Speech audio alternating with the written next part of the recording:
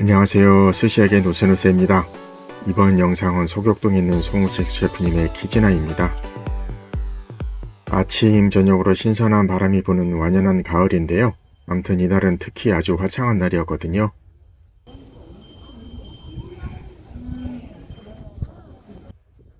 이 딸랑거리는 소리는 어디서 들리시는지 아시죠? 아무튼 낮에는 살짝 덥긴 했습니다만 그래도 햇빛만 피하면 걸어다니기도 아주 좋은 날씨였습니다. 잘 아시는 바와 같이 키즈나에서는 동영상 촬영을 금지하고 있어서요.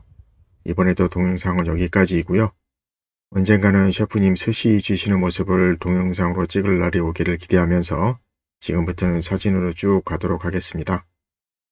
런치 2부에 찾아갔고요. 일부 분들 다 빠진 상태에서 2부 준비 중에 있으셨습니다. 셰프님 잠시 뒤지방에 가시는 사이 실내도 후다닥 찍어봤고요. 못 보던 화분이 보이던데요. 이걸 외롭다고 해야 되는지 역시나 아주 심플하십니다. 이 중정은 지난번처럼 비 오는 날에도 괜찮긴 합니다만 나중에 눈이 오면 또 운치가 있지 않을까 싶습니다. 그런데 예약한 날이 눈이 와야 하는데 이게 맞춰지기가 쉽지 않겠죠?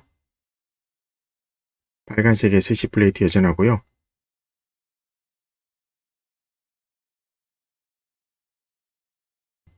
깔끔하게 나온 에비스 생으로 일단 목을 죽입니다. 그런데 에비스도 다 같은 에비스가 아닌가 봐요. 왠지 더 크리미한 것 같습니다. 송웅식 셰프님이시고요. 이분의 이력이야 이제 그냥 보이는 그대로입니다. 특별히 더 설명이 필요할까 싶고요. 광화문 있기 때부터 이어진 인연 키즈나라는 이름의 뜻이기도 합니다만 계속 이어지길 바라며 런치 11만원 시작하겠습니다. 시작은 광어입니다. 살 자체에서 약간 짭조름한 맛이 나던데요. 코보지매를 살짝 한 듯 싶습니다. 보통 그렇게 해서 내어주시죠. 그리고 샤리는 간이 조금 느껴지는 편에 알알에 씹히는 질감을 갖고 있습니다. 여전하고요. 두 번째는 감성돔인데요. 약간 두툼하게 썰어주셔서 그런 것 같기도 한데요. 살짝 질긴 듯 씹히는 식감이었습니다. 과한 정도는 아니었고요. 그런데 그 두께의 영향도 조금 있었을 듯 싶은데요. 이런 자연산 실험이들에서 나오는 그 특유의 바다내음이 좀 더 풍부하게 올라오는 것 같더라고요. 이가는 보이는 것처럼 특별한 설명이 필요 없을 것 같은데요. 당연히 질긴감 1도 없었고요. 또 당연하겠지만 확실히 샤리는 간이 조금 있는 것을 다시 한 번 더 느낄 수 있었습니다. 지난번에도 봤지만 별도로 제작하신 듯한 나무박스에서 꺼내시는 게 우니 타임인가 봅니다. 일전에도 설명을 다른 곳에서 드린 것 같긴 한데요. 이렇게 우니만 딸랑 나오는 경우에는 우니가 정말 맛있다는 얘기거든요. 스시쇼가 이렇게 많이 나오죠. 그리고 또 생각해보니 여기 키즈나에서는 사실 우니만 나오는 경우가 처음이었던 것 같습니다. 예전에 있기 때도 거의 못 본 것 같긴 한데요. 아무튼 입안에서 그 특유의 녹진하고 고소한 맛이 아주 팡팡 터졌습니다. 어디 산지를 굳이 물어볼 필요도 없었고요. 그냥 맛있었습니다. 지난번의 경우는 군함바리로 나왔음에도 그 우니 맛이 정말 대단했었거든요. 아무튼 송 셰프님께서 주시는 우니도 김이 있고 없고를 떠나서 그냥 믿고 가시면 될 것 같습니다. 너무 맛있었습니다, 우니가. 식혜 미리 하셨던 아카미를 스시로 준비 중이셨고요. 셰프님 시그너처 격이기도 한 툭감이 나왔습니다. 살짝 못지한 질감과 제대로 올라오는 산미 여전했고요. 사실 조금 더 못지한 녀석을 맛본 적도 있습니다만 이 개체도 충분히 그 송 셰프님 솜씨를 맛볼 수 있는 아까미 치킨 교과서 같은 스시라고 할 수 있겠습니다. 참치류들이 더 나오는 것 같은데요. 스시 주시기 전에 손질을 직접 하셨고요. 이어 나온 추토로는 마블링이 너무 촘촘해서 거의 보이지 않을 정도이긴 한데요.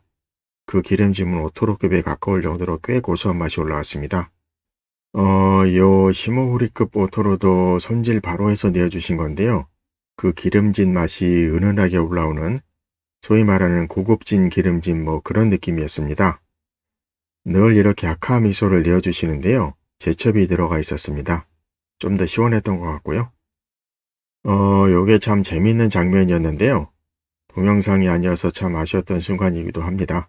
아무튼 가리비 관제를 손질하셨는데요. 한쪽을 살짝 잘라내서 버리시더라고요. 무슨 일인가 했는데요. 버린 게 아니고 사시미처럼 이렇게 내어주셨습니다. 일단 버리지 않아서 다행이라는 생각이 순간 들었는데요. 마침 또 셰프님께서 설명을 해주셨습니다. 이날 가리비가 신선하기도 했지만 개체가 조금 컸다고 하시더라고요. 그래서 그걸 전체로 수시로 주게 되면 네타가 커지면서 밸런스가 안 맞을 것 같아서 일부러 잘라내신 것이라 하셨습니다. 사실 네타가 더 커진다고 제가 그 밸런스 안 맞는 그런 차이까지 알아낼 내공은 아니었을 것 같은데요. 셰프님께서 그런 부분까지 감안하셔서 수시를 주신다는 게 물론 뭐 설명을 듣긴 했습니다만 왠지 더 신뢰가 가는 부분이기도 했습니다. 이거 설명이 또 길었네요. 이 가리비 뭐 완전 입에서 그냥 녹습니다.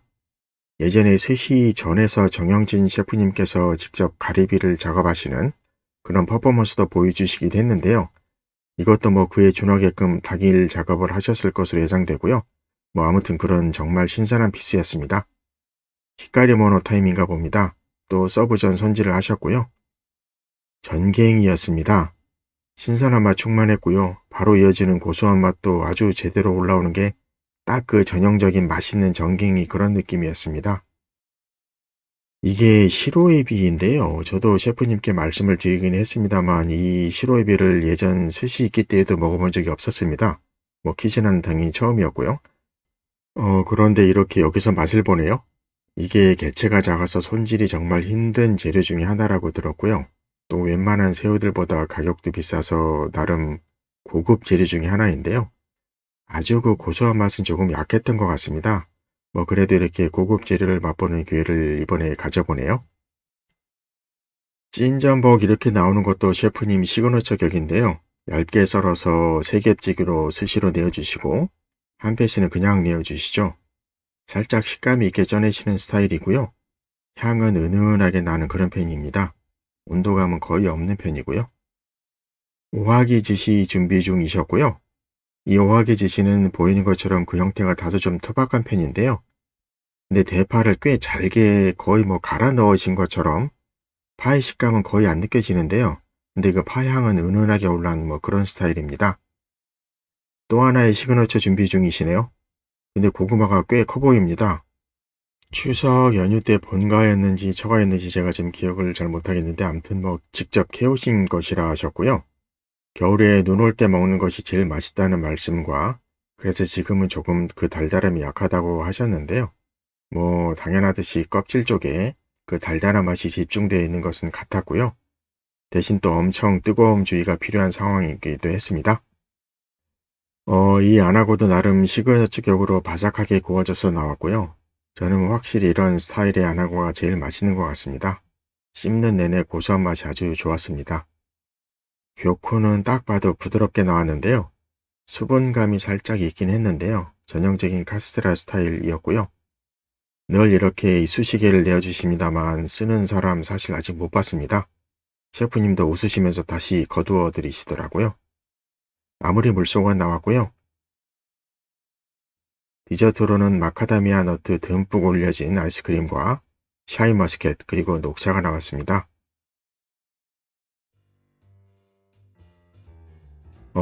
총 정리한 내용은 지난번과 동일합니다. 뭐 쭉 보시면 되겠는데요.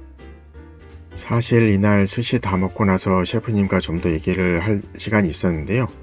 이런 게 사실 동영상으로 남아서 셰프님 육성도 싫고 그래야 되는데 뭐 지금 생각해도 아쉽습니다만 뭐 아무튼 은근 그 짧은 시간에 얘기를 집중해서 했습니다. 하나는 제가 지난 휴가 때 제주도 갔었던 거였고요. 그때 이제 뭐 전영선 셰프님 얘기하고 스시데이 양준영 셰프님 근데 전부 잘 아시더라고요. 최근 소식까지 아주 꿰들고 있으셨습니다. 지난번에도 스시 미토나 뭐 스시장 이런 얘기 드렸을 때도 뭐 이미 알았지만 셰프님의 레이더가 아주 대단하시구나를 느꼈고요. 그리고 또 제가 기호에 갔던 얘기를 했었거든요. 그랬더니 셰프님께서 예전 아리아케 때 그 이승현 셰프님 얘기를 열심히 해주셨습니다. 뭐 정말 대단하셨던 분이라는 것 뭐 어찌 보면 당연히 예상되기도 했었는데요. 가장 닮고 싶은 그런 셰프님의 표본 뭐 본인의 마음속에 원픽 같은 분이라 하시더라고요. 저도 사실 그런 표현 너무나 간만에 들어보는데요. 아무튼 이 셰프님과도 계속 연락을 주고 받으시는데요. 뭐 사실 이런 얘기를 당신 앞에서 직접 할 수는 없는 것이라서 그래서 제가 대신 전달해 드리겠다고 했습니다. 셰프님께서 웃으시던데요. 근데 정말 꼭 전달해 드리려고요. 영상 이렇게 마치고요. 추천할 영상 얘기를 바로 앞에서 다 한 것 같은데요. 셰프님께서 가장 닮고 싶다고 하셨던 그 원픽이라 하셨던 이승윤 셰프님의 기호의 영상 보시고요. 저도 빨리 예약해야 되겠네요. 그리고 제주도에 있는 양준영 셰프님의 근황도 어떻게 하시는지, 아무튼 나중에 스시테이 가면 송 셰프님 얘기 당연히 해야 되겠습니다만, 아무튼 양 셰프님의 스시테이 영상도 겸사겸사 보시면 좋겠습니다. 감사합니다.